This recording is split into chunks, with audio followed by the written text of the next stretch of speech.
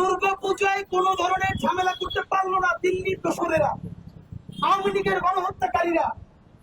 এই মাসে জুলাই সনদ বাস্তবায়নের জন্য সব থেকে গুরুত্বপূর্ণ মাস।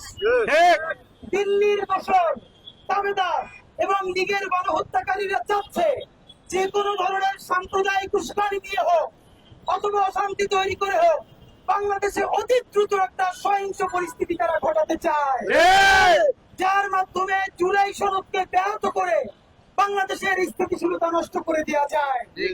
এর চূড়ান্ত প্রমাণ তারা পার্বত্য চট্টগ্রামে চেষ্টা করেছিল।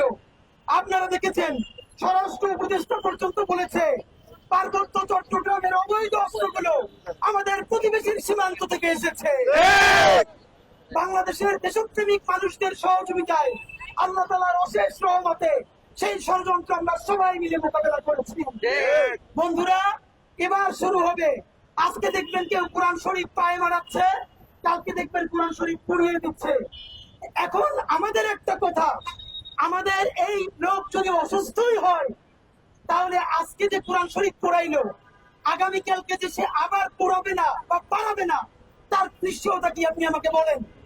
সে যদি অসুস্থ হয় তাহলে সে হয়তো মানসিক হাসপাতালে থাকবে, পাগলাগারোতে থাকবে, অথবা সে ট্রিটমেন্টে থাকবে। কিন্তু আপনি তাকে প্রকাশ্য দিবালোকে ছেড়ে দিয়ে আপনি মানুষের কলিজে আঘাত করবেন, তারপরে আমরা যখন তার বিচার চাইবো তখন বলবেন যে অসুস্থ মানুষের সাথে এটা হয় না।